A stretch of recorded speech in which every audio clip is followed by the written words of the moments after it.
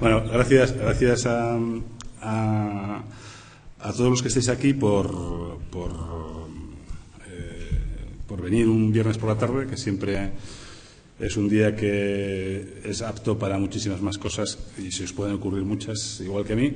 Y también gracias a vosotros y en especial al Instituto de la Laboral, porque de alguna manera estamos aquí porque dijisteis que sí a una propuesta que os hicimos, que era: vamos a experimentar con redes sociales, un tipo de redes sociales específicas, por así decirlo, orientadas al aprendizaje y, por tanto, aplicables en el ámbito de la educación, con un centro concreto. Y os lo propusimos y dijisteis que sí, y por eso empezó todo, ¿no? Porque hubo gente que dijo que sí. Si la gente no dice sí, las cosas no empiezan. Esta es la primera reflexión que quiero decir.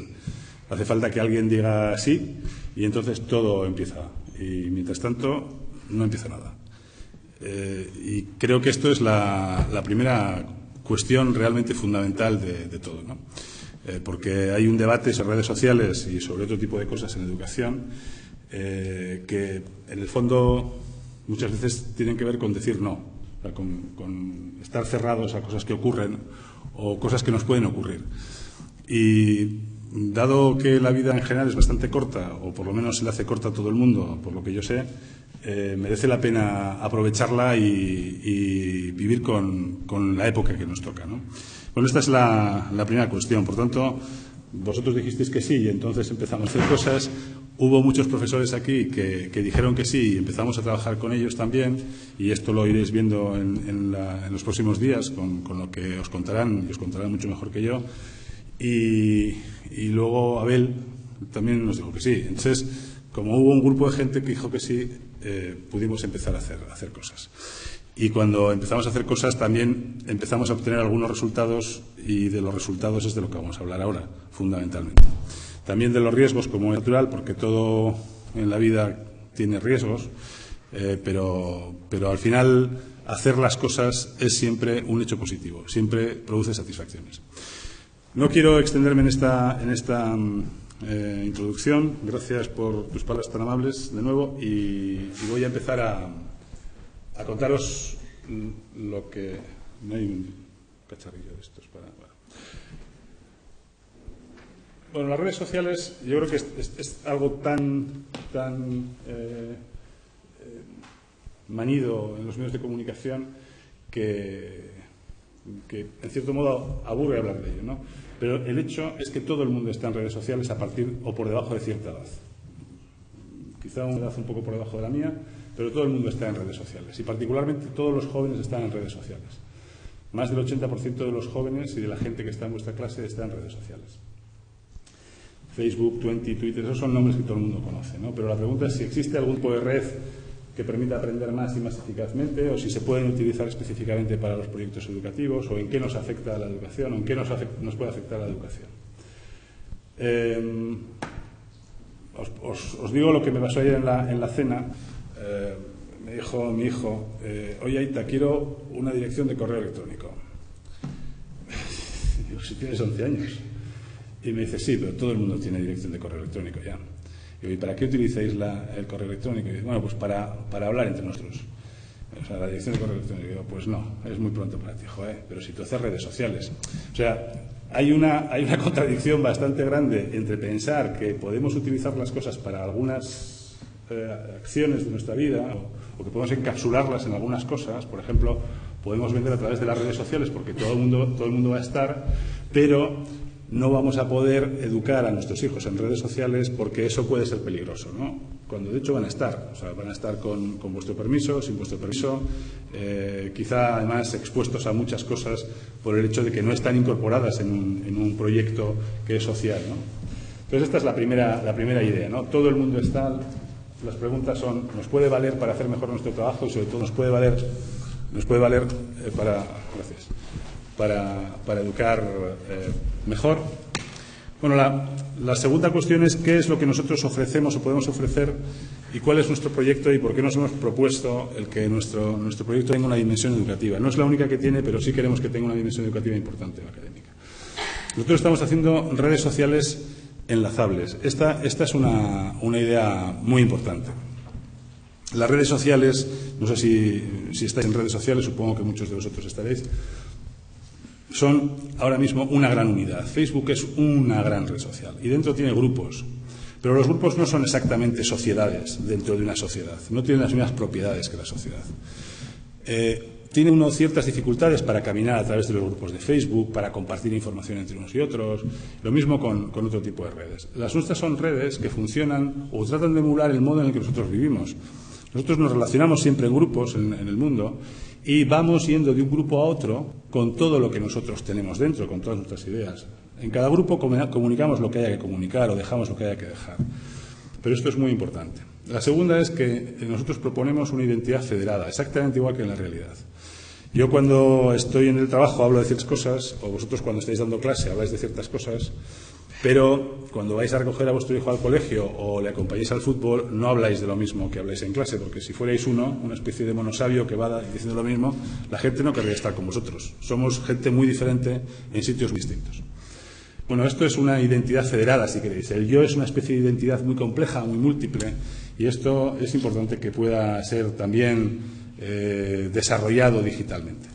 Y la última idea es una idea tecnológica. Somos una web de datos estructurados. Tampoco quiero detenerme mucho en qué significa una web de datos estructurados, pero en la práctica lo que significa, y no quiero que tengáis grandes expectativas con relación a lo que digo, en la práctica lo que significa es que los sistemas o las máquinas son capaces de entender el contenido de nuestros documentos, son capaces de entender lo que nosotros escribimos. El contenido quiere decir que de algún modo interpretan como nosotros interpretamos las cosas que nosotros escribimos. Y eso permite que nos relacionemos con la tecnología y con las máquinas de un modo más eficiente. Por ejemplo, permite que podamos razonar con ellas, pedirle, oye, quiero algo que trate de esto y de esto, pero que no trate de esto y que además lo haya escrito fulanito. Esto, que es una búsqueda que parece muy natural en el mundo ordinario, es imposible hacer en Google, por ejemplo, ¿no? Esta es una diferencia importante. Bueno, esto os lo digo para que sepáis en general lo que hacemos, pero yo quería hacer una reflexión previa, porque luego hay profesores que van a hablar de aplicaciones, sobre de qué modo las redes sociales pueden mejorar nuestra vida educativa y pueden ser útiles en la educación y pueden ser útiles para que todos vivamos mejor. Pero también quería empezar la reflexión por el punto de comienzo, ¿no?, de toda reflexión sobre educación, ¿no? A mi juicio, este es el punto de comienzo de toda reflexión sobre educación. Desde Sócrates, por lo menos, el factor crítico de éxito de cualquier proyecto educativo son los profes. Sin profes no hay educación. Y además, Sócrates está bien traído por una razón, ¿no? Porque Sócrates, ya sabéis que fue el profesor por excelencia y, sin embargo, fue acusado de pervertir a la juventud. Es decir, que la ambivalencia de la figura del profesor es muy importante. O sea, el profesor se somete a un riesgo, ¿no?, el de conducir a los nuevos hacia ese mundo y, por supuesto, el dejarlos en algún momento para que lo construyan a su manera, ¿no?, pero también el de algún modo, ponerse en el punto de mira del resto, de los que no son los nuevos, ¿no?, de los padres, de los otros grupos. Por lo tanto, esta es la primera cuestión que a mí me parece fundamental, ¿no? Si no vinculamos el fenómeno de las redes sociales con los profesores, esto no será una reflexión interesante para la educación, o por lo menos no será una reflexión que vaya sustantivamente al centro del problema, ¿no? Esta es la primera cuestión que se me ocurre. Si a alguien se le ocurren otras cosas, podemos ir hablando por el camino, ¿eh? No aspiro a decir las cosas de una manera cerrada, más bien a lanzar algunas ideas y a discutirlas. En la medida en que os parezca que esto es discutible, lo discutimos mientras vamos andando. Bueno, a Sócrates volveré por varias razones, ¿no? Pero además, yo creo que Sócrates no solamente es el profesor porque fue nuestro gran modelo, ¿no?, sino que fue el profesor por el método, ¿no? Y esta es la segunda cuestión, que parece que hemos vuelto en cierto modo hasta ahí, ¿no? Si es verdad lo que dice Platón sobre Sócrates, y da igual que sea verdad o no, esto no es muy importante, pero si fuera verdad, entonces sabemos que Sócrates lo que hacía era conversar fundamentalmente con sus discípulos, ¿no? y que el modo de aprender era conversando y era aplicando cuidadosamente una disciplina de pensamiento a los problemas para sacar lo que teníamos dentro, ¿no? Lo que podíamos hacerlo. Claro, la conversación es muy complicada solo. Esto convendréis conmigo en que es verdad, ¿no? Que es mucho más fácil conversar cuando hay más gente, cuando estamos con otros. Por tanto, las conversaciones se pueden ampliar mucho, podemos hablar entre dos, podemos hablar entre muchos. Y lo normal es que las conversaciones sociales sean entre muchos, simultáneas o sucesivamente. Esto es así. Bueno, por tanto, de algún modo a mí me parece que estamos volviendo al principio de todo en educación, ¿no? A un profesor que conversa. Lo cual no quiere decir nada sobre si sabe o no sabe de momento, luego lo veremos, ¿no? Bueno, la segunda cuestión que me interesaba aquí era lo de, ahora se llama aprender por competencias, ¿no? Pero los griegos a esto le llamaban metis. Lo digo porque tampoco es tan nuevo, o sea, son cosas que tienen ya mucho tiempo. Parece que la enseñanza académica ha estado muy centrada en el conocimiento académico, ¿no? Y muy poco centrada en la práctica. Bueno, los griegos denominaban, sin dar una clase, pero es que es chulo, metis a la inteligencia práctica aplicada a la resolución de problemas. Y hay muchas cosas que solamente se pueden aprender en un contexto de problemas. Por ejemplo, solamente se aprende a ser buen general acompañando a generales en la batalla. O solamente se puede pilotar bien un barco pilotando barcos con alguien que sepa hacerlo, ¿no? Hay muchas cosas que se aprenden en los contextos donde hay problemas. Y, por cierto, solamente se puede ser buen profesor estando con profes y aprendiendo con ellos. Y no hay más que ver, bueno, gracias a que todo el mundo sabe que ya tengo una edad bastante avanzada,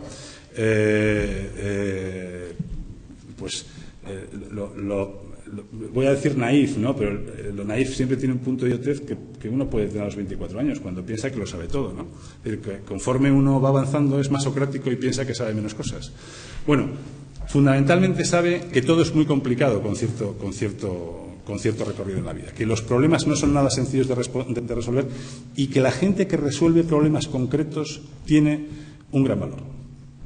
El profesor que sabe dar bien una clase, que sabe alentar a los alumnos, que sabe sacar lo mejor de sí mismos, y eso en cualquier otro lugar, ¿no?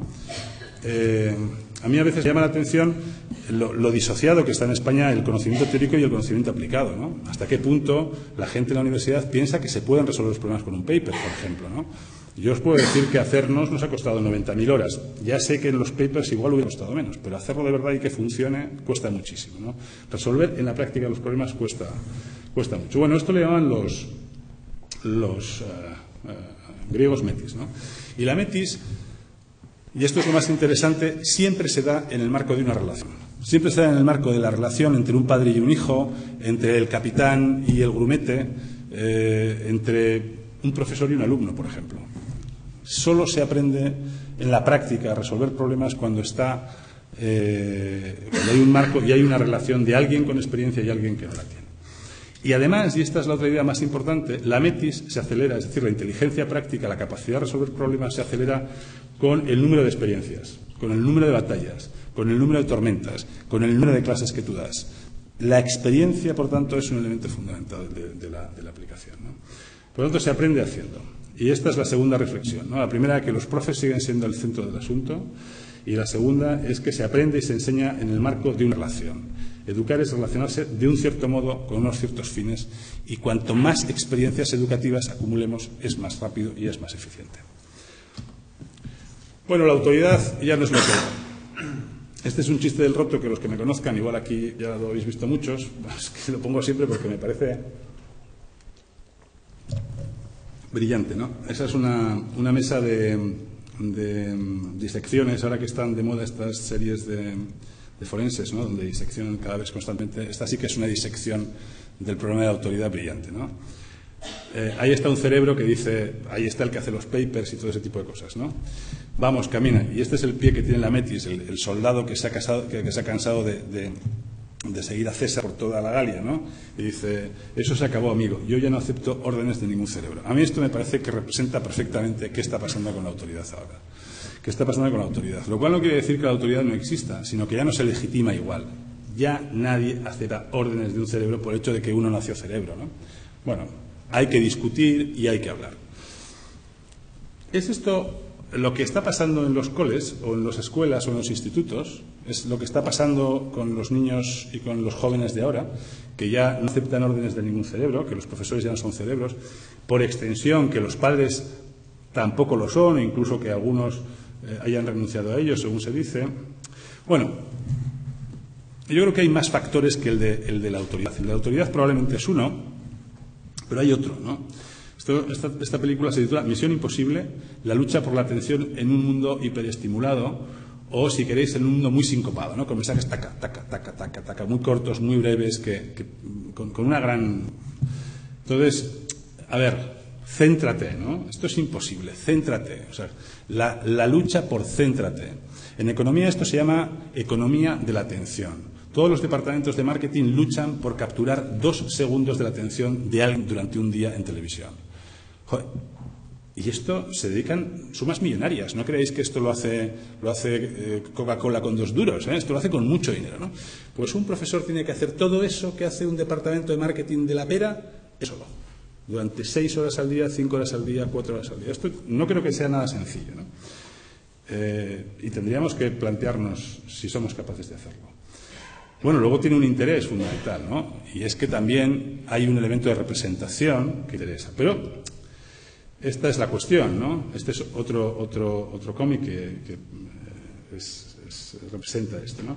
Sí, es un poco incómodo, pero es la única forma en que los chicos nos prestan algo de atención durante la clase. Está diciendo los inspectores que están viendo ahí, ¿no? Bueno, pues es posible, ¿no? Y esta es la pregunta que hago, ¿no? Necesitamos generar una especie de marco artificial que a los chavales les suene, que a los chavales les encaje dentro de su forma de ser para conseguir resultados educativos. Esta es un poco la pregunta, ¿no? ¿Necesitamos hacer eso o necesitamos realmente generar un marco de relaciones sociales sobre la tecnología nuevos? Es decir, ¿necesitamos fingir cosas para captar la atención o necesitamos incorporar con sentido a lo que hacemos la tecnología para que funcione?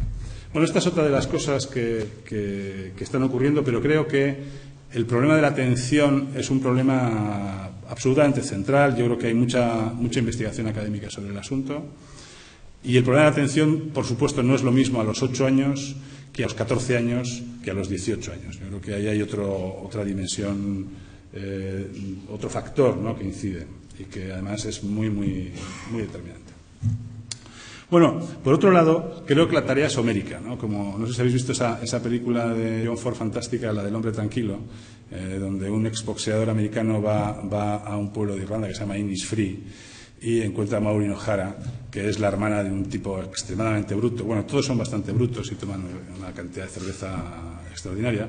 Y al final hay un noviazgo que está todo el rato controlado por un celestino que a cada cosa que ocurre le aplica no a cada cosa, algunas de las cosas que ocurren le aplica el calificativo homérico, ¿no? Una tarea de héroes, ¿no? Bueno, es que además de todo lo anterior, resulta que de 1995 hasta aquí hemos pasado de 0 inmigrantes a un 14% de población inmigrante. O sea, hemos absorbido en las aulas una enorme cantidad. Ahí tenéis algunas citas, algunos datos que he cogido de un artículo del 21 de enero de La Rioja, por ponerlo aquí, pero es que es general, ¿no? Es decir, fijaros cómo era el mundo en el 95, donde casi no había Internet, o estaba muy incipiente, prácticamente no había móviles, por lo tanto los chavales no se relacionaban por ahí. Desde luego no había ninguna red social de las que conocéis ahora, no había inmigrantes, no habíamos tenido que absorber a una población que viene con marcos culturales diferentes. Bueno, todo esto lo ha hecho el sistema educativo, pero en particular lo han hecho los profesores del sistema educativo, que son los que al final tienen la relación, porque educar es una relación. Si no hay relación, no hay educación.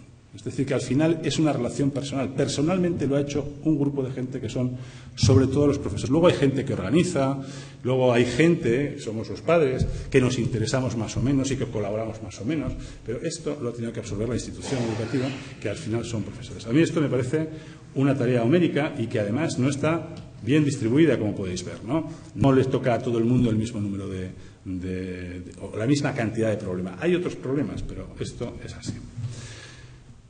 Bueno, no sé si habéis visto esta película, voy de película en película, pero es que esta película me interesa mucho porque, primero, que es brillante, es una película de Stanley Kubrick sobre la Primera Guerra Mundial y la protagoniza Kirk Douglas, ¿no?, que fue el productor de la película. Se titula Senderos de Gloria. Cuenta en 1 hora y media lo que creo que fue realmente la Primera Guerra Mundial para los que participaron en ella. Creo que ahora se ha muerto el último, o uno de los últimos, hace unos días se murió, con 110 años. La Primera Guerra Mundial fue la última guerra antigua hecha con armamento moderno. Entonces los generales pensaban como en las guerras franco-prusianas del 19, incluso antes, ¿no? Y movían los batallones por ahí, hicieron una gran trinchera y mandaban a la gente al frente, pero resulta que los tiraban con ametralladora, no tiraban con... Claro, y morían a patadas. La palabra carne de cañón viene de ahí, de la Primera Guerra Mundial. Ser carne de cañón significaba ir al frente a que te tiraran a dar, y si tenías mucha suerte no la palmabas, ¿no? Hay, yo creo que 2 películas que expresan perfectamente esto. Una es esta, o dos testimonios, ¿no? Uno es este, el de Stanley Kubrick, y otro hay un libro fantástico que se llama Tormentas de acero, de Ernest Jünger, que, por cierto, un profesor de la laboral hizo la tesis doctoral sobre Ernest Jünger, David, y que cuenta la misma historia, ¿no? Cómo estaban literalmente debajo de una lluvia de metralla durante días, durante meses, ¿no? Y de ahí viene la idea de carne, la idea de carne de cañón, ¿no? Es decir, todo esto que habéis visto lo están soportando los colegios, la institución educativa. Esto es un modo sociológico de hablar, pero si habláis de las relaciones, al final son los profesores, quizá muy solos, es la pregunta que nos hacemos, ¿no? Fijaros que aquí dice, en una encuesta que apareció, esto lo cogí el otro día en Barcelona, estaba en Barcelona y salió el 22 de marzo. Hasta el 20% de los profesores de secundaria amenazado por el síndrome del quemado según UGT. No sé si es exagerado, es posible que sí, porque todo el mundo ya sabéis que en este tipo de cifras, aunque la cifra salga, igual metemos aquí a estos otros, pero lo que sí es cierto es que parece expresar que hay una cierta sensación de estar en una trinchera con un casco de hojalata y con muy poco pertrecho, o que no está muy bien planteada esta guerra para poder ganarla en estos términos. Quizá ocurra, como contaba en esta película Kubrick, ¿no?, sobre este coronel que se rebela contra esto, ¿no?, y que se rebela contra los generales que están mandando a la gente a la trinchera. Quizá lo que esté ocurriendo es que estamos haciendo una guerra antigua cuando el material bélico ya es moderno. Y estamos mandando a la gente a esa guerra sin los necesarios pertrechos. Esta es una reflexión que hago, hay profesores aquí, seguramente sabéis más. Estoy pensando sobre lo que a mí me parece que puede estar pasando, ¿no? Bueno, y luego, ¿dónde está el reconocimiento por todo esto, ¿no? Es una queja que no es de los profesores. De hecho, esta queja yo la recuerdo muy bien cuando era pequeño en mi casa, ¿no? Nosotros somos 5 hermanos y mi madre cocina muy bien y cocinaba todos los días, porque entonces la gente cocinaba así todos los días, y comíamos aquella comida que, por supuesto, era excelente en términos generales. A veces se pegaba el arroz y cosas así. Bueno, en general era bastante buena, y nadie decía ni mu, o sea, se comía a toda pastilla, te ibas a jugar al fútbol y tal, ¿no? Y mi madre decía, joder, pero es que aquí nadie dice nada cuando come. Pues no, es que está muy bueno, ¿no? Entonces, es verdad, ¿no? ¿Dónde está el reconocimiento por lo que se hace en los colegios? También por lo que se hace en los hospitales. La salud pública es otro hecho central para el bienestar de las comunidades. ¿Dónde está el reconocimiento por los éxitos? Desde luego que hay fracasos, y hay un problema de fracaso escolar extremadamente grave en España, que es algo de lo que luego hablaré en relación a la tecnología. Pero ¿dónde está el reconocimiento por todo lo que estamos haciendo, ¿no? Me estás mandando a la trinchera, me estoy sintiendo abrumado por la tarea, hago lo que puedo y nadie dice nada, ¿no? Esto yo creo que es algo que está pasando. Y yo lo veo a veces poco presente en el debate. Hay un estudio de McKinsey, hoy no he querido poner así muchos datos, ¿no?, pero hay un estudio de McKinsey donde establece que la calidad del sistema educativo depende centralmente de la calidad de los profesores. Y yo creo que la calidad de los profesores depende del cariño del grupo. No hay nadie que pueda hacer las cosas sin cariño, sin que le quieran. Esto es así de sencillo, ¿no? Hacer las cosas sin que te quieran es muy difícil. Hacerlas contra la gente es muy difícil. La gente necesita apoyo, cariño, reconocimiento. Hace 3 años estuvimos en Finlandia en un evento de Microsoft que se llama School of the Future, estuvo Luis Alegre, que ha estado aquí, por cierto. Y una de las cosas que a mí me llamó la atención es que los niños se levantaban cuando entraba el profesor a clase, nos llevaron a una escuela, nos lo enseñaron y tal, ¿no? Y luego nos estuvieron explicando cómo funcionaba todo aquello. Bueno, en Finlandia los profesores son muy importantes para todo el mundo, son muy respetados, son una autoridad, los niños lo reconocen, los padres lo reconocen. La sociedad está muy cercana a su trabajo, además lo valora mucho porque sabe que lo que ocurre en las aulas es el futuro del país, realmente. Yo a veces aprecio un discurso que dice que realmente necesitamos un modelo económico diferente y nadie está ayudando a que ese modelo nazca en las aulas. Esta es otra de las cosas que yo creo que es importante. Y además, a estos profes, que creo que están en un entorno complicado, o muchos de ellos en un entorno complicado, les llega alguien diciendo que tienen que hacer sus clases de otra manera. O sea, no solo tienen que aguantar todo lo que les caiga, estar en esa trinchera con esa gorrita de hojalata, sino que además les dicen que van a hacer instrucción mientras están en la guerra. Pero sin parar la guerra ni un segundo, ¿eh? La guerra no se para, esto es como los chistes de Gila, ¿no? La guerra sigue, pero ahora vamos a hacer instrucción. Ostras, dicen, va a ser difícil porque es que estoy tratando de esquivar los golpes. No, vamos a hacer instrucción porque esto te va a venir muy bien. Es muy difícil que esto ocurra, ¿no? Porque la tecnología puede ser una ayuda, desde luego, pero hace falta tiempo para poder incorporarla con sentido a lo que tú estás haciendo. Y hace falta ayuda real, ¿no? Entonces, ¿cómo? Bueno, si estáis de acuerdo bien, sigo, y si no, nos plantamos, ¿no? Porque la siguiente parte depende de esto. Lo que trato de decir es que me parece que es posible que la tecnología nos pueda ayudar solo si nos ayudamos primero nosotros, como es razonable. O sea, no hay una solución tecnológica a los problemas humanos. Por tanto, hay que hablar primero de qué es lo que queremos hacer colectivamente y después seguro que la tecnología es útil, ¿no? En segundo lugar, que no la vamos a poder utilizar como una ventaja, no la vamos a poder aprovechar, otros lo harán, no lo vamos a poder aprovechar como una ventaja si no dedicamos esfuerzos específicos y recursos específicos para cambiar. Es muy fácil. Si alguien cree que incorporar un nuevo hábito a su vida es fácil, que recuerde lo que le costó dejar de fumar. Es muy fácil, es así. ¿Cuánto nos cuesta? ¿Cuántos de vosotros habéis hecho el propósito de este año voy a correr 3 días a la semana? Bueno, los gimnasios se forran de las aspiraciones de la gente. En septiembre reciben mogollón de gente que quiere hacer ejercicio. Y como cree que lo va a hacer, paga la matrícula por todo el trimestre, porque siempre te cobran todo el trimestre. Y ya saben que luego no vas. Es decir, cambiar es difícil. Cambiar es un esfuerzo al cual hay que dedicar recursos. Y si no, no va a funcionar.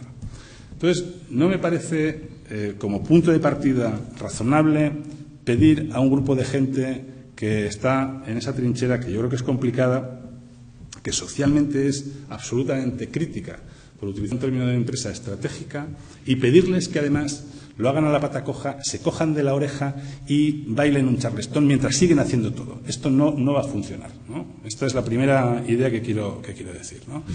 Y me vais a permitir agradeceros a los que habéis colaborado con nosotros aún más porque lo habéis hecho, porque habéis querido hacerlo.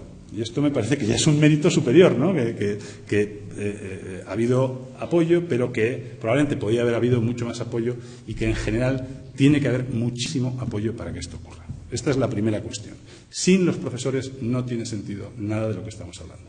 No va a haber un cambio de una escuela a una escuela digital, no vamos a poder aprovechar las posibilidades de la digitalización y las posibilidades de las redes sociales, que son de lo que voy a hablar ahora. Bueno, este es un vídeo que yo os pongo,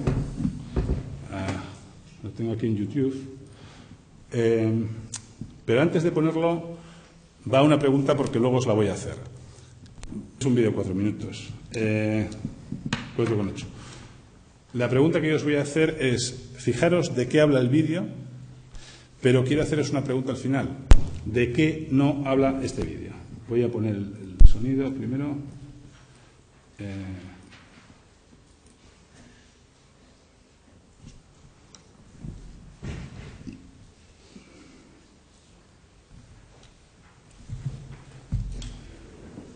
¿Está cargado? ¿Eh?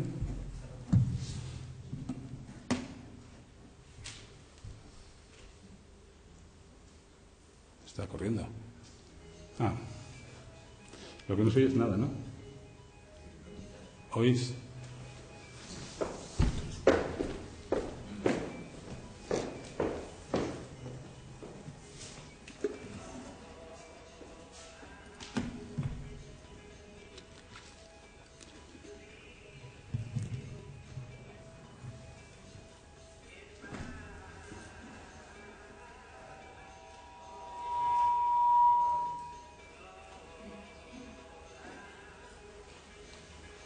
Bueno, tampoco importa que no se diga.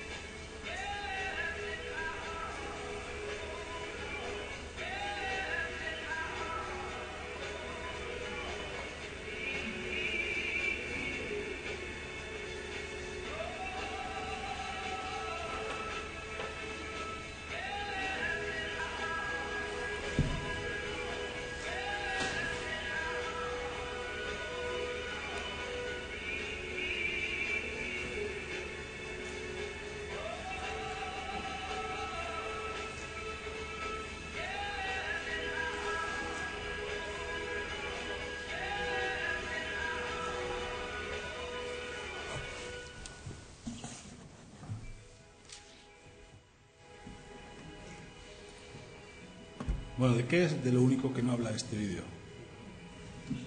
Redes sociales en todas partes, pero el único sitio donde no están, ¿dónde es? Educación. O sea, en este vídeo se habla de todo, de marcas, de ventas, de entretenimiento, de negocios, absolutamente de todo, pero no se habla de redes sociales en educación. Bueno, es que no se habla de educación en el vídeo, que es el asunto. No es que no se hable de redes sociales en educación, sino que no se habla de educación en realidad, ¿no? Y además la impresión que da es que todo es muy importante, pero quizá la educación no sea tan importante. O sea, no es un proceso social que le interese mucho al que hizo el vídeo. Bueno, a mí es lo que me ha llamado la atención, porque esto fue ayer cuando estábamos pensando en la presentación de hoy, pues le pedí ayuda a la y digo, pues hay un vídeo fantástico, de estos hay muchísimos en internet, vais a encontrar muchos, ¿no? Pero es que ninguno habla de educación. Cuando hablan con carácter general de redes sociales, no hablan de educación. O sea, la educación no es muy interesante a lo que parece, ¿no? Cuando estamos pensando en redes sociales. O no es lo que a la gente le viene a la cabeza cuando hablamos de redes sociales. Entonces, claro, decía, y además está la tecnología, ¿no? Está todo esto, ¿no? Los profesores han pasado por el 1.0, que era bla, bla, bla, y alguien escuchaba, como una tele, al 2.0, que hasta ahora no parece que era muy importante, pero resulta que todos los alumnos tienen una cuenta de Twenty, los que no tienen una cuenta de Twenty en Facebook, y cuando salen al recreo, incluso en clase, están con sus colegas de Twenty, dentro de clase, mientras tú estás ahí, porque además todos tienen móvil, ¿no? Y están en estos dos lugares, ¿no? Y ahí nosotros encima hablamos ya de una web 3.0, que es una web de datos, que es una web en tiempo real, que además es semántica, que es inteligente, comillas inteligente, porque no quiero tampoco generar expectativas. Todo esto en medio de esa guerra, ¿no? De esa trinchera donde todo es tan complicado y además hay tantas exigencias y recursos menguantes, que es lo de siempre, ¿no? Esto de, venga chaval, vamos a hacerlo, vale, muy bien, pero con menos. Bueno, pues no habrá más remedio, ¿no? Este es el... De Gutenberg a Google y más allá. Este es el gran cambio, ¿no? Ya no es Google, sino que es más allá de Google, ¿no? Este es el sitio en el que estamos. Fijaros lo que ha pasado en estos 15 años, grandes movimientos migratorios, el mundo está dando una vuelta tremenda políticamente.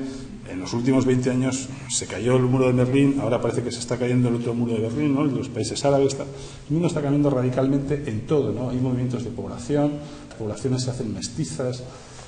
Bueno, y todo esto está acelerado por la tecnología. Acelerado por la tecnología.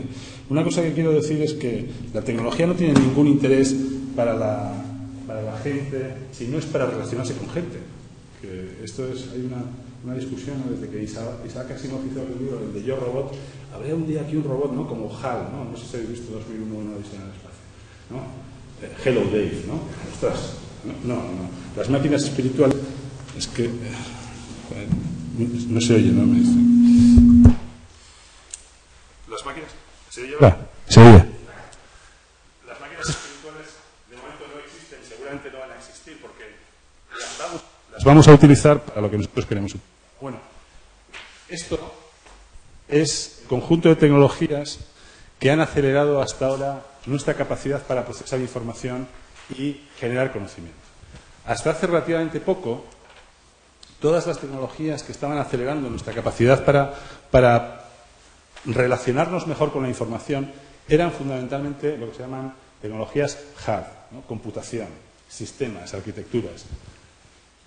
Número de microprocesadores, ancho de banda wireless, infraestructuras. Pero fijaros lo que ha pasado ahora. Resulta que las tecnologías aceleradoras ya no tienen tanto que ver con la tecnología más dura, sino con la capacidad que nos da la tecnología para amplificar nuestras señales y relacionarnos más con gente. Bueno, esto lo dijo Matt Macaulay el año pasado en San Francisco, en un evento sobre redes sociales.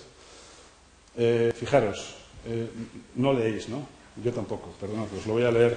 Lo voy a leer que creo que lo leo mejor. Eso que pone ahí dice lo siguiente.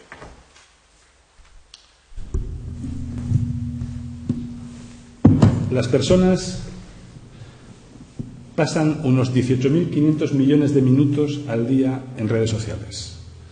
18.500 millones de minutos, si lo estuviéramos en euros sería fantástico, ¿eh? El equivalente a unos 35.000 años al día. O sea, 35.000 años al día. Y eso genera unos 40 exabytes de información. Bueno, no es mucho 40, ¿no? Pero son exabytes. ¿Cuánto es un exabyte? Un exabyte equivale a 4 millones de bibliotecas del Congreso de Estados Unidos al día. 4 millones de bibliotecas del Congreso de Estados Unidos al día, para que os hagáis una idea, significan 4 millones de 61 millones de manuscritos, 1 millón de publicaciones, 32 millones de libros, 4,8 millones de mapas, etcétera, etcétera, etcétera. 4 millones de bibliotecas de Estados Unidos cada año, perdón, no al día. Eso es una barbaridad de información. Y esa es la información a la que estamos expuestos y que estamos generando colectivamente en la interacción con las redes. El mundo, ya no, para la mayor parte de nosotros, ya no es el mundo natural, no es el mundo de los objetos y de las personas, es el mundo de la información. Ese mundo es tan real como cualquier otro mundo. Y interactuamos con él de una manera muy, muy constante. Y hay una nueva generación de gente, a la cual yo creo que de una manera incorrecta se les llama nativos digitales, que ha nacido con ese mundo. Mi hijo piensa que Google existe, pues, más o menos desde la época de las cuevas de Altamira. Esa es la perspectiva real que tiene mi hijo con relación a Google. No se le ocurre un mundo donde no hubo un teléfono móvil o donde uno no entra en Internet y está minijuegos, con varios millones de juegos, ¿no? Y sobre todo el de San Fermín, no sé cuántos. Es que es impresionante esto, ¿no? Bueno, lo que está acelerando ahora nuestra realidad de una manera totalmente radical es nuestro modo de relacionarnos con los demás a través de las redes sociales. Y eso tiene un efecto amplificador absolutamente impensable hace muy poco tiempo. La cuestión es, ¿qué vamos a hacer con todo esto? ¿No? Porque esto ocurre, pero, sin embargo, en el aula, de alguna manera, estamos haciendo todavía la guerra antigua, ¿no? Este es el espacio donde realmente ocurren las cosas, y aquí está el nuevo armamento, pero la guerra antigua, ¿no? Bueno, en cierto modo la tecnología nos puede ayudar, pero como he dicho antes, no solo la tecnología nos va a ayudar. Según el estudio, el informe Horizon del año 2010, estas son las 10 tendencias globales de tecnologías de la información que van a afectar a la educación.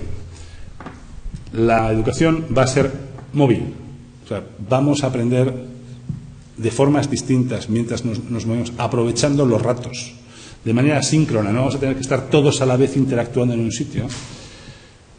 Va a estar en la red toda la información, va a ser ubicua, va a estar basada en el juego, va a ser personalizada, se van a redefinir los espacios de aprendizaje y sobre todo se van a ampliar los espacios de aprendizaje. Se va a generar conocimiento abierto. Los profesores son una enorme clase creativa. Nosotros hemos desarrollado una comunidad en Internet con lo que los profesores crean. Y es impresionante, ¿no? Tenemos 4.500 o 4.600 recursos educativos que hemos recolectado y ahora creo que somos ya la segunda colección de recursos educativos de España, ¿no? Pero lo hacen los profes. Y además muchos de los premios que va a haber aquí, ¿no?, son a profesores que han creado colecciones educativas ellos, ¿no? Bueno, esta es una de las grandes tendencias y además los profesores van a rolar, ¿no? Van a rolar su papel en el futuro, no sabemos si en todas partes, porque claro, no es lo mismo Sudán, Mali, Francia, Portugal, España, Estados Unidos. No es lo mismo, ¿no? El mundo todavía tiene muchas diferencias y esto, cuando hablamos de global, habría que descender, pero esto es importante, ¿no? Van a ser de nuevo mentores, van a ser esa relación que comentábamos, ¿no?, de Metis, ¿no? Hay una especie de Sócrates 2.0, si queréis hablarlo de esta manera, ¿no? Estas son los informes Horizon de los años 2009, 2010 y 2011 y os hemos subrayado las ideas más importantes que aparecían en ellas, ¿no? Prácticamente no es más que abundar en lo que acabo de decir. Obama pidió un informe cuando llegó a la presidencia de Estados Unidos sobre cómo iba a ser la educación en 2020. Y este es el informe sobre una educación que va a incorporar elementos muy importantes de lo que hemos llamado METIS, ¿no?, de aprendizaje práctico, de resolución de problemas. Decía que las nuevas tecnologías van a mejorar los sistemas docentes, esto lo decía el libro, pero es que no solo van a hacer eso, sino que van a modificar la misma naturaleza de la educación. La educación será tridimensional, virtual, metafísica, es decir, va a estar basada en la simulación, va a estar basada en el juego, va a estar basada en la resolución de problemas. Los contenidos digitales que tenemos ahora todavía son poco 3D, no estamos dentro del juego, ¿no? Imaginaos lo que tiene que ser navegar por una nave dentro de un electrón. Eso es impresionante, ¿no? O ver cómo un quark se desgaja de un neutrón. No lo sé, si hay profesores de ciencia, si meto la pata me corregís, ¿no? Pero eso tiene que ser increíble. Bueno, esa es la educación que va a llegar gracias a la tecnología, ¿no? Y en cierto modo estamos caminando hacia ella, ¿no? Interactuar con moléculas, con átomos, con galaxias, con universos paralelos a través de entornos simulados que van a permitir oír, ver, tocar objetos virtuales que están fuera de nuestra experiencia sensorial actual, ¿no? O sea, es otro orden de cosas, es otro mundo, es una ampliación increíble. Bueno, esto parece muy lejos, estamos en la Laboral, Logroño, aquí se hace vino. Pero lo cierto es que la tecnología siempre llega. antes o después. Y cuando digo siempre llega, hay una decisión que hay que tomar, ¿no? Si queremos aprovecharla y queremos ser los primeros o no queremos serlo. Y aquí hago una reflexión, porque, claro, decir esto puede sonar, bueno, pues esto, bueno, lo ha pedido Obama, es Estados Unidos, allí sí que saben, allí podrán hacerlo, está no sé qué, ¿no? Yo últimamente estoy un poco cansado de algo que creo que merece un ensayo, y que merece un ensayo de alguien que le pueda dedicar un poco de tiempo, ¿no? ¿Cómo es posible innovar para querer ser el segundo? Esta es una de las reflexiones que yo me hago constantemente, ¿no? O sea, en España la palabra innovación está increíblemente gastada, además está muy gastada a veces desde los entes que la impulsan, ¿no? Pero el objetivo no es llegar al primero, no es experimentar, no es atreverse a hacer cosas diferentes, a veces es incorporar cosas que hacen otros, ¿no? Esto no tiene mucho sentido. Debemos ser capaces de innovar para resolver nuestros problemas y de tomar las primeras decisiones. No pasa nada por equivocarse. Bueno, en España parece que sí, pero en general no pasa nada, ¿no? Lo que sí que creo que se sigue de todo lo que he dicho es que el sistema educativo no está utilizando la tecnología. No aparece como referencia cuando la gente habla de redes sociales. Son capítulos a pie de página de los grandes textos sobre redes sociales. Fundación Telefónica está haciendo alguna cosa sobre educación, Universidad 2.0, Fundación Vodafone, pero son a pie de página y realmente las experiencias que aparecen son muy anecdóticas. No están en el centro del sistema educativo, ni las redes sociales ni la tecnología en su estado actual. No está todavía ahí, ¿no? Estamos lejos de todo eso. Y, sin embargo, estamos perdiendo una oportunidad que es la que yo quiero reflexionar con vosotros. Y esto ya entra en el terreno del debate, pero no de la polémica, porque no quiero ser polémico. ¿Cómo podemos hacer que... Es cierto que estamos en esa trinchera jorobada, es cierto que necesitamos recursos específicos para cambiar, que no le puedes pedir a alguien con fatiga de guerra que además sea entusiasta y que haga grandes cosas, pero ¿cómo podemos aprovechar la tecnología para mejorar la educación, la experiencia educativa y vivir en un mundo más satisfactorio para todos? Bueno, yo creo que la experiencia fundamental que podemos incorporar a nuestros sistemas normales o formales o curriculares de formación con la tecnología, fundamentalmente de redes sociales, y diré por qué, es la experiencia del aprendizaje informal. Voy a coger un botellín de agua, porque yo tenía un profesor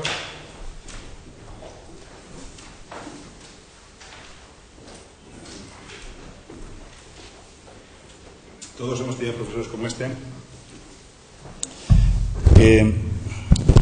era un profesor de matemáticas, no voy a decir su nombre porque como están grabándolo,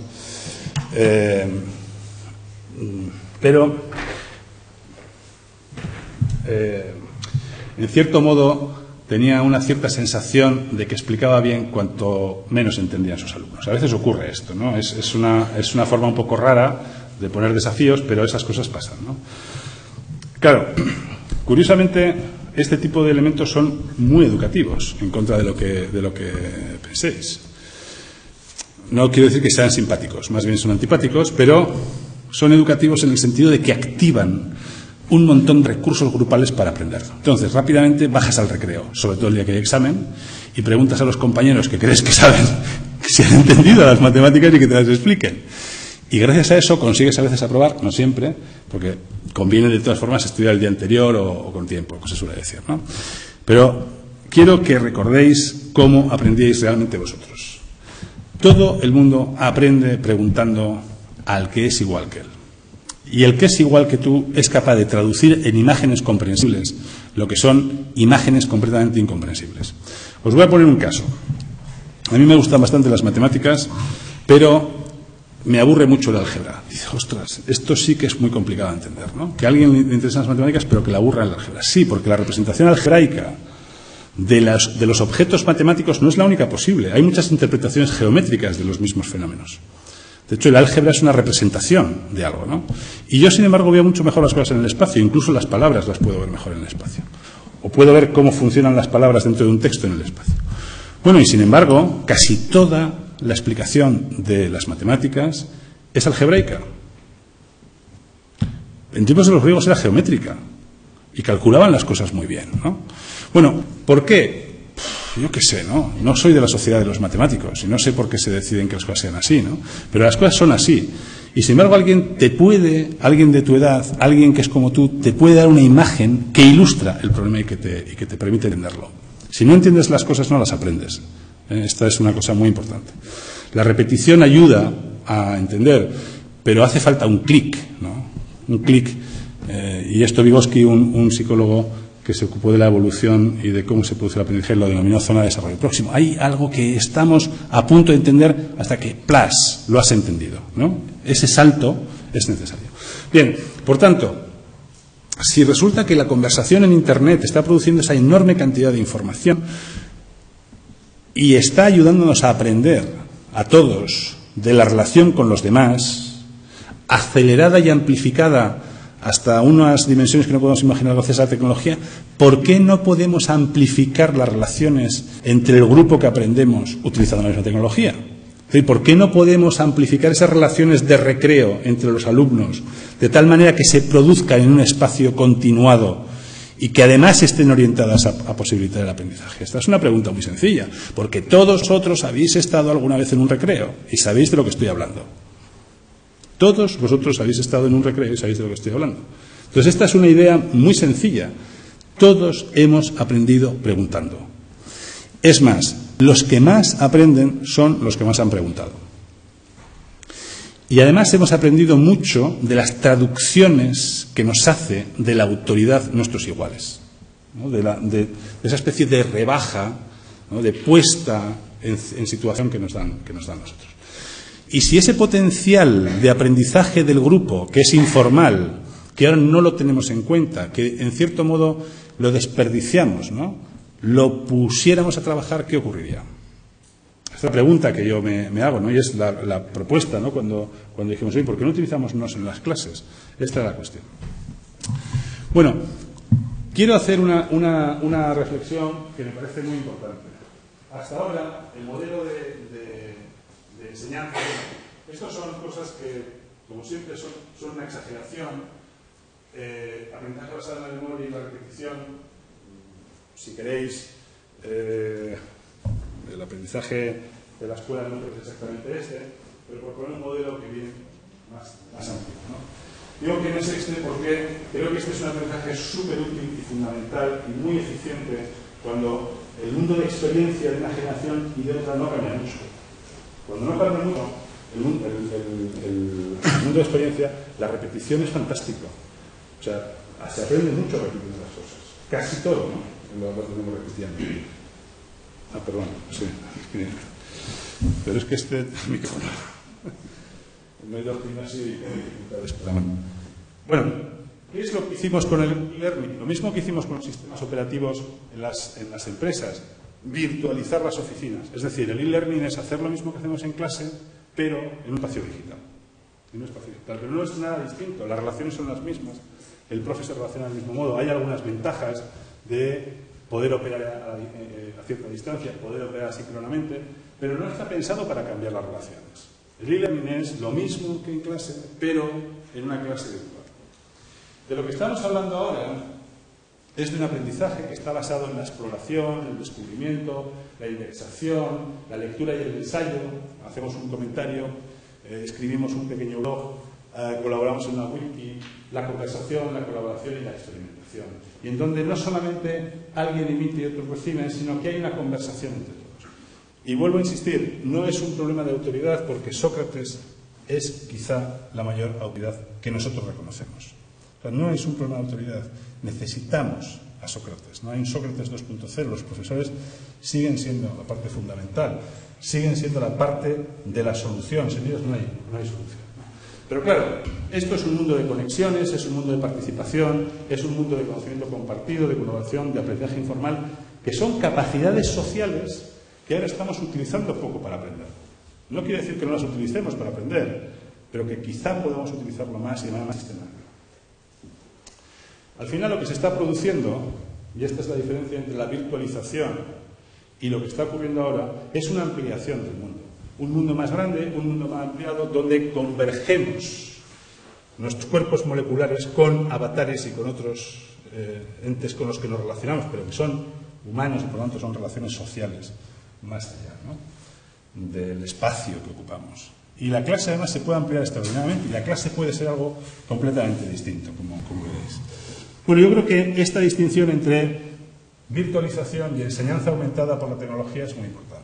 Y creo que esto es una de las partes de la solución. No la única, pero una parte importante. La cuestión es cómo podemos ir de donde estamos a donde queremos ir. Y por eso he dicho antes lo de la guerra y lo de carne de cañón, la trinchera y todo aquello, ¿no? Sócrates 2.0. Esto es lo que acabo de decir. Yo creo que e-learning es esto, educación 2.0, formación 2.0, da más cosas, ¿no? Y permite más cosas. Relaciones más múltiples, más abiertas, más horizontales, pueden ser relaciones exactamente igual de guiadas, con contenidos digitales ricos, realidad virtual, con objetos de simulación. Bueno, ahí caben muchísimas cosas. Yo creo que en el nuevo paradigma hay cambios en algunos roles, pero no hay un cambio de rol fundamental, en el sentido de que sigue habiendo profesores y alumnos. No me puedo imaginar un mundo donde la experiencia no sea un elemento fundamental. Eso yo no me lo puedo imaginar, pero quizá algunos de vosotros sí, ¿no? No quiere decir que todas las experiencias sean útiles, ¿no? Hay muchas experiencias aplicadas que no lo son. Por ejemplo, yo casi no me acuerdo, de cómo se arrancaban algunos ordenadores que he tenido que aprender, ¿no? Y desde luego, cada teléfono móvil es para mí un mundo y normalmente me olvido de las cosas, bueno, al día siguiente, ¿no? O sea que hay experiencias que no son muy útiles, ¿no? Pero yo creo que las experiencias fundamentales, que son las que uno va acumulando, esas no son posibles de no aprender en un entorno de metis, ¿no? Por lo tanto, la experiencia es un elemento fundamental y en esa medida es importante. Pero yo creo que no hace falta estar todo el rato emitiendo y los profes y alumnos pueden intercambiar los roles de esta manera, ¿no? Luego creo que hay formas de aprender distintas, creo que aprendemos más colectivamente o podemos hacerlo más colectivamente y que además puede haber más fuentes, más medios, más agentes. Podemos incorporar en los colegios y en los institutos más elementos que enriquezcan el espacio de aprendizaje. Y todo ello para volver a la nueva metis. Si ha habido siempre competencias necesarias para resolver problemas en contextos concretos, ahora seguimos necesitando conocimientos aplicados que nos ayuden a resolver problemas en contextos concretos. Esto los pedagogos le hagan competencias, perfecto, da igual. O sea, podemos ir cambiando los nombres, pero los otros sustantivos son los mismos. Necesitamos que nuestra inteligencia se aplique a resolver problemas y que lo hagamos de una manera eficiente y que cuando salimos de nuestro proceso educativo salgamos sabiendo resolver problemas complejos. He puesto aquí una cita que probablemente no es textual, porque como la he puesto de memoria, el segundo Wittgenstein fue un filósofo muy influyente del siglo pasado. De hecho, probablemente la filosofía del siglo XX empezó con el primer Wittgenstein en el año 19, ¿no? En su segundo libro, toda la vida se la pasó pensando en qué es el lenguaje y cómo funciona. Y en el segundo libro, Las investigaciones filosóficas, se da cuenta de que conocer el significado de las palabras, durante toda la primera parte del siglo XX, el problema fue cómo es posible que el lenguaje represente la realidad. ¿Por qué cuando vosotros pensáis en palabras, resulta que la realidad está presente en vuestra mente? ¿Cómo es que el lenguaje evoca la realidad? Bueno, esto dio lugar a muchísimas teorías, no hacen el caso, pero Wittgenstein se dio cuenta de que conocer el significado de una palabra es saber usarla. Que no hace falta que alguien sepa definir qué es algo, sino que la pueda usar en un contexto concreto bien. Por tanto, es de nuevo metis, ¿no? O sea, la aplicación sí que nos da las claves del conocimiento, ¿no? La aplicación de las redes sociales proporciona muchas de las competencias significativas del siglo XXI, porque son las interacciones sociales, el medio social ampliado en el que estamos viviendo. ¿Cómo vamos a simular un medio social para aprendizaje en los institutos que es completamente distinto, que no tiene nada que ver con el medio social ampliado en el que vive la gente, en el que viven las empresas, en el que está todo el mundo? Por tanto, creo que efectivamente no todas las tecnologías, sino las tecnologías aplicadas a aumentar nuestras relaciones sociales son las que nos valen para aprender. ¿Y de qué modo nos ayudan a aprender más rápido, ¿no? Y esto ya tiene otra vuelta más, ¿no? Ya sabéis que hay una web que se llama 2.0, Facebook 20, y nosotros hablamos de web 3.0. No hablamos de web 3.0 mucho, porque la gente no nos escucha mucho si ponemos 3.0, pero como estáis aquí en cierta disposición de escuchar, yo lo voy a utilizar. Las redes sociales lo que están permitiendo es incorporar la mente de la gente a los sistemas. Es decir, está incorporando lo que vosotros pensáis a través de vuestras intervenciones en los sistemas. De tal manera que nuestros sistemas están acumulando mucha información. IBM ha hecho un desafío, que quizá lo conozcáis, que se llama el desafío Watson, cuyo objetivo era demostrar, y lo ha ganado hace un mes, en enero de este año, o febrero de este año, era demostrar, ya había ganado a Kasparov al ajedrez, os acordáis, en el 92 con Deep Blue, ¿no? Pues el desafío Watson tenía como objetivo mostrar que sus máquinas podían ganar a un humano en un juego donde la inteligencia contextual, es decir, donde lo que los humanos sabemos, es muy importante. En el ajedrez no, porque son reglas cerradas, por mucho que sean, son reglas cerradas, es computación. Pero Jeopardy, que es un juego muy popular en Estados Unidos y que tiene un programa en la televisión, es un juego en el que hace falta saber cosas, jugar contextualmente para ganarlo. Y lo ha ganado. Porque si incorporas suficientes reglas que están en la mente de la gente a los sistemas terminan por ser listos. No porque sean sensoriales o porque sean espirituales, sino porque tienen la información, ¿no? Esto es lo que estamos haciendo ahora mismo, ¿no? Facebook, 35.000 años al día metiendo información la gente, ¿no? Esto es tremendo lo que está haciendo. Si además estructuramos estos datos de tal manera que las máquinas puedan interpretarlos, que es lo que estamos haciendo ahora en la web, entonces las máquinas nos pueden ayudar a razonar, a buscar razonadamente, a encontrar contextos para la información. Si te interesa esta información, también te interesa esta otra información, a generar sistemas de recomendación. Como sé que te interesa esto, te va a interesar también esto. O te puedo recomendar a tal persona que está interesada en lo mismo que tú. Esto es muy eficiente para aprender más rápido colectivamente. Y desde luego para aprender más rápido en la escuela, ¿no? ¿Cómo aprendemos en este contexto? Bueno, os voy a poner una simulación. Yo creo que hay tanta información disponible, y esto es lo que os decía antes, que si no nos aplicamos todos colectivamente a organizarla, es muy difícil que sea significativa. Es obvio que los profesores han de guiar esa tarea y que han de ser mentores, acordaros de las tendencias, pero están desbordados no solamente por el hecho de que tienen que trabajar en un mundo, tienen que pelear en la guerra moderna con los métodos antiguos, sino por el mismo hecho de que la información es abundantísima. Por el mismo hecho de que la información es abundantísima. Bueno, imaginemos que yo encuentro algo en Internet que es interesante y que lo subo a una red social, en este caso la nuestra, pero da lo mismo. Lo subo a una red social. Cuando lo subo a una red social, hago una serie de operaciones que ya incorporan algunas competencias. Tengo que describir este conocimiento, tengo que describir este contenido, porque lo van a utilizar otros, ¿no? Cuando lo describo, lo etiqueto, lo categorizo, etcétera. Primero he explorado y he descubierto, después he etiquetado y he descrito, y después lo publico. Bueno, cuando lo publico en un medio que es Internet y en un medio social en Internet, hay mucha gente que puede estar suscrita a lo que yo hago. Y entonces, cuando yo estoy publicando algo, ellos aprenden a la vez que yo. Yo estoy investigando sobre cualquier cosa, descubro un contenido, estoy suscrito a la persona que está descubriendo algo, y en el momento en que él ha descubierto algo, yo lo estoy descubriendo. Eso es mágico. Pensaros cómo era la investigación bueno, y cómo sigue siendo la investigación en muchos casos, ¿no? Uno investiga solo en su biblioteca, sus procesos mentales son solo para él, ¿no? Internet puede dejar traza de lo que yo estoy haciendo, y los demás pueden aprender a hacer. Entonces esto produce dos cosas, ¿no? Primero, el conocimiento se hace explícito y en cierto modo se hace colectivo, en los marcos que queramos, no completamente colectivo, o a veces sí, pero además otros aprenden como aprendí yo en el recreo de mi colegio, es decir, otros aprenden informalmente, sin necesidad de estar en un marco formal, y aprenden más rápido porque lo que yo aprendo lo puedo poner en común de manera inmediata. Bueno, esto creo que permite en definitiva que vayamos más rápido, que el aprendizaje pueda ser más significativo, pueda tener una finalidad, pueda ser rápido, las interacciones, más intenso, porque aprendo cuando miro lo que miras.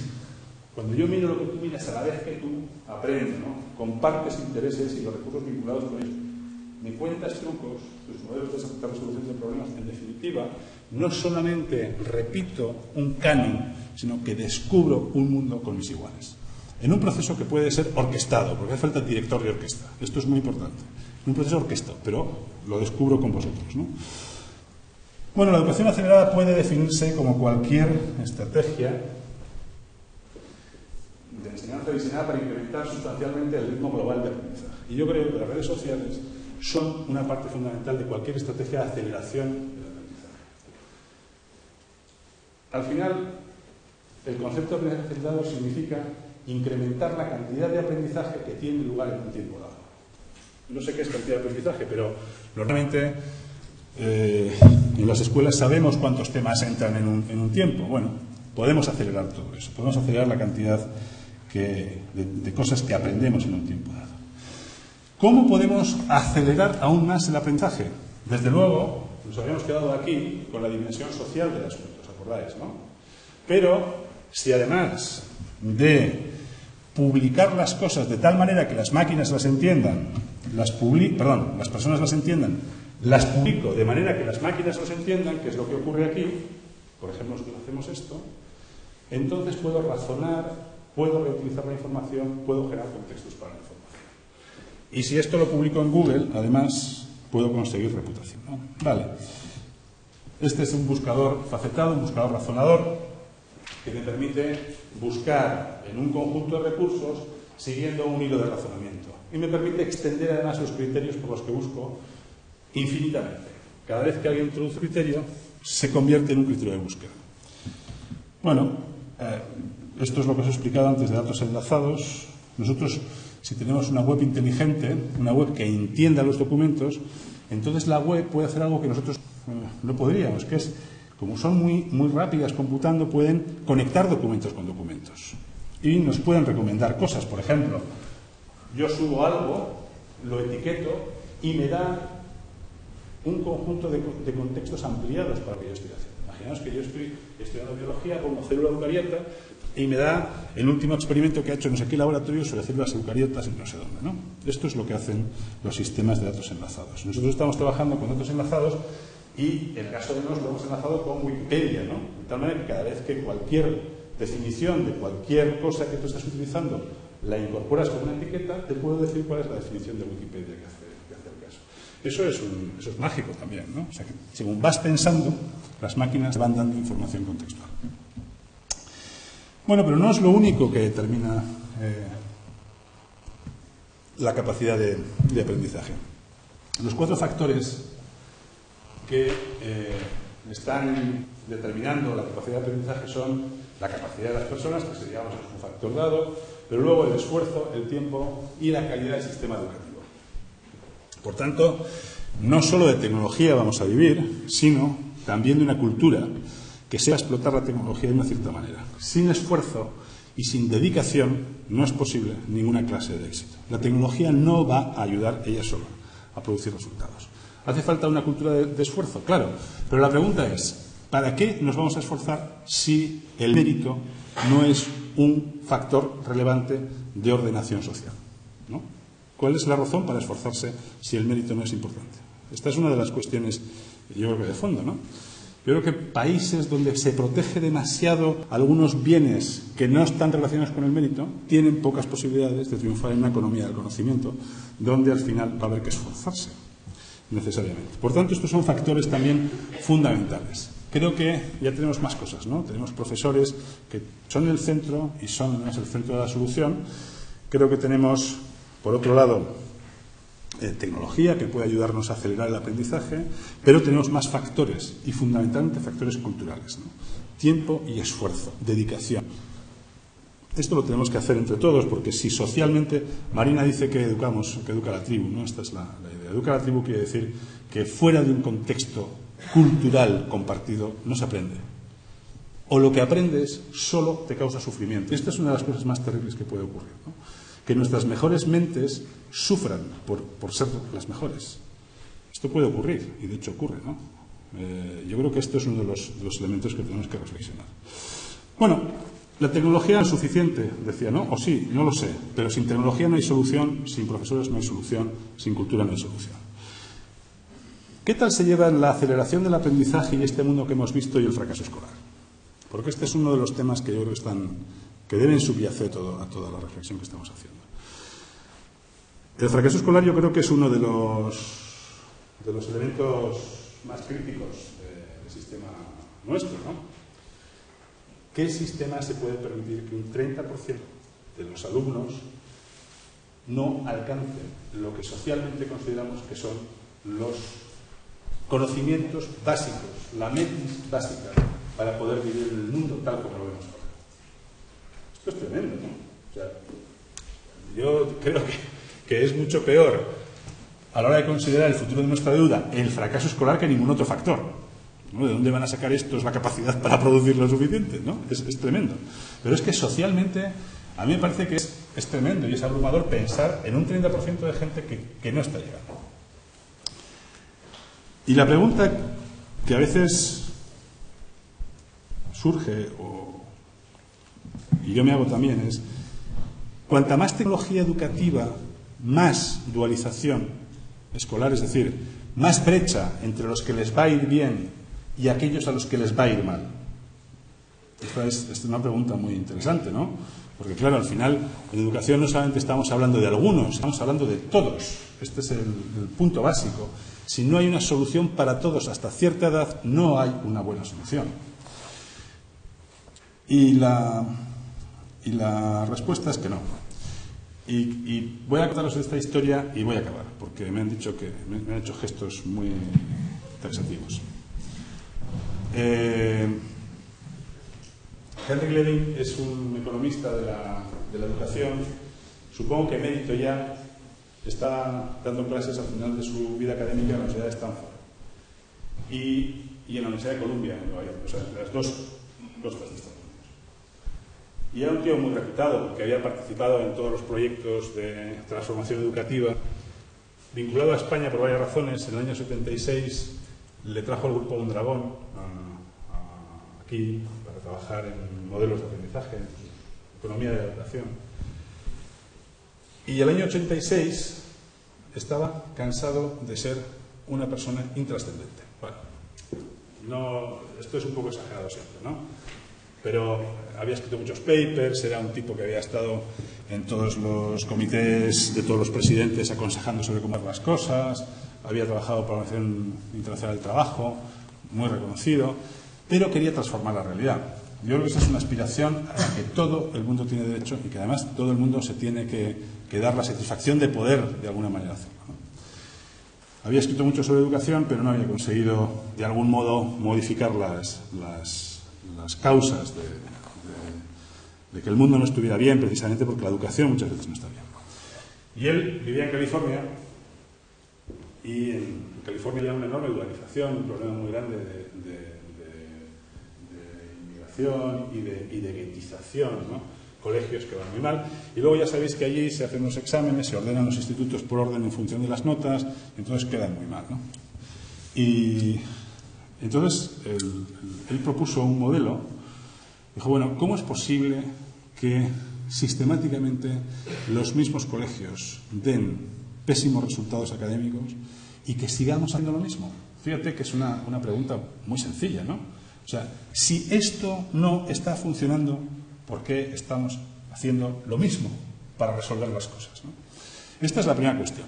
La segunda cuestión es que no hay ninguna solución que no esté basada en el sentido común o que no sea práctica. Esto yo creo que es una idea muy interesante.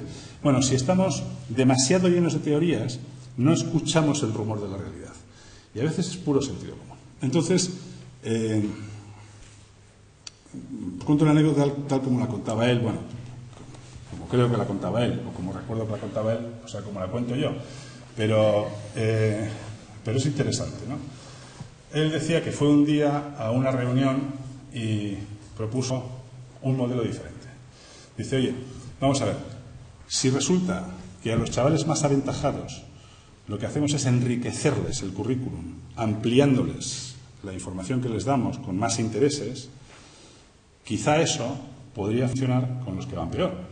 Porque a los que van peor, curiosamente, vivan mal en matemáticas, hipótesis, no van bien en matemáticas porque no entienden bien las matemáticas, voy a explicarles menos matemáticas.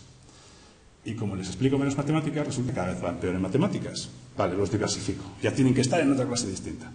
Y al final finjo darles un título, porque ese título no valdrá lo mismo que el otro, no tiene el mismo contenido. Esto no puede ser porque no es justo.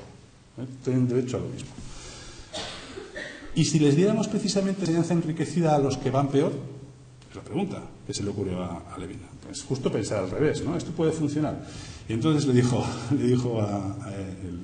no sé si el gobernador de California, sí, joder, tengo un colegio perfecto para casas. Y le dijo Levin, atención, le dijo, supongo que será el que va tu hijo. Hombre, no es que va mi hijo, tengo uno que es un desastre, es un gueto, todo fatal, ¿no? Bueno, esta es la primera cuestión. Todo el mundo queremos que nuestros hijos vayan a ciertos sitios y esto no está avalado por ninguna teoría, Esto es puro sentido práctico de los padres. O sea que también la educación tiene esta dimensión práctica. Bueno, él desarrolló todo el modelo de escuelas aceleradoras a partir del año 86, tenéis mucha documentación. De hecho,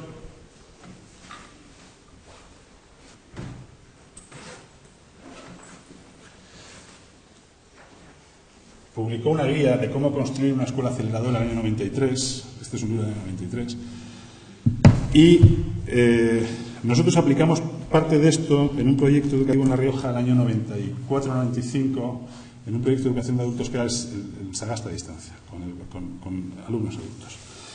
Lo más interesante del asunto es que existe una solución a los problemas educativos enriqueciendo la educación y enriqueciendo las relaciones entre la comunidad educativa.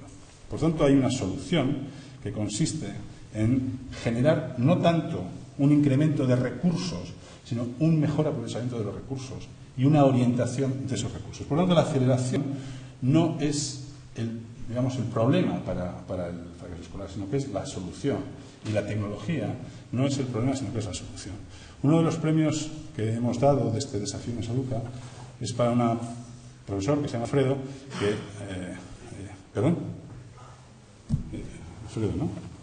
que está dando clases con chavales dentro de un PCPI que no tenían ni idea de tecnología. Es que la tecnología puede servir para acelerar el aprendizaje y para crear posibilidades de educación realmente muy importantes, ¿no? Permite hacer todas estas cosas, compartir, aprender con los demás, desarrollar el pensamiento crítico, crear contenidos y, sobre todo, en resumen, hacer que sea el grupo el que contribuya a que todos aprendamos. La siguiente cuestión es, ¿y cómo va la personalización con todo esto? ¿Qué significa personalizar? Porque, claro, una de las tendencias era que la educación se personalizaba. Y además hay mucha literatura sobre personalización. Yo creo que realmente la primera cuestión es, y esto es el enfoque finlandés, un enfoque japonés, ¿no?, que el grupo en su conjunto consiga unos resultados. Ahora bien, ¿significa que el grupo es un conjunto de entes idénticos unos a otros? No, son todo personalidades distintas. Una de las ventajas de las redes sociales es que podemos generar desde nuestra identidad un perfil personal. Podemos seguir más a unos que a otros, podemos seguir más unas cosas que otras, podemos mostrar más unos intereses que otros dentro de un contexto general en el que todos estamos aprendiendo y dentro de una guía general que establece el profesor. Creo que la personalización es mucho más sencilla en un entorno de redes sociales y además está mucho más basada en los intereses que salen desde los alumnos que en un, juego donde vamos buscando o vamos haciendo patrones para que cada uno de los alumnos tenga una relación distinta, ¿no? Esto no va a ser posible, sencillamente. Los profesores van a estar dando clases a 30 chavales siempre, normalmente, o a 25. Además, es necesario que existan grupos suficientemente numerosos para que las interacciones sociales sean ricas. Esta es una de las cosas que tenéis que tener en cuenta. Por debajo de cierto número las clases son particulares y mucho más aburridas. Entonces, ese es el contexto en el que estamos trabajando, ¿no? Creo que la personalización, los personal learning environment, los entornos personales de aprendizaje son fáciles de construir, necesariamente se construyen desde la acción personal en un entorno de red. Y esto yo creo que es una muy buena noticia. En definitiva, yo creo que la solución está más allá de Moodle. No digo que sea contra Moodle. Moodle es e-learning, es virtualización, pero más allá de Moodle hay una posibilidad de hacer educación enriquecida o en educación aumentada con posibilidades de éxito para todos, ¿no? Por otro lado, creo que las redes sociales, en la medida en que están produciendo métricas sociales constantemente, en la medida en que les está diciendo a los profesores en todo momento qué es lo que está haciendo la gente, están contribuyendo significativamente a consolidar un ente de ficción llamado evaluación continua, porque a mí esto siempre me parece un ente de ficción, en cuanto a los métodos. No en cuanto a la relación entre el alumno y el profesor, porque esa sí que es continua y por tanto los profesores evalúan continuamente a sus alumnos. Lo que pasa es que aquí van a poder tener datos constantes sobre esa relación y aumenta la eficiencia y la eficacia del aprendizaje. Bueno, gracias.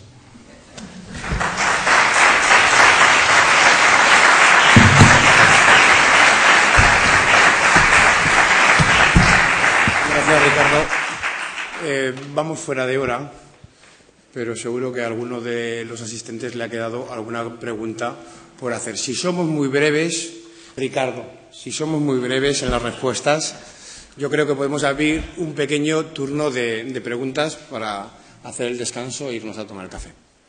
¿Alguien quiere preguntar? No sé quién pregunta. Vale.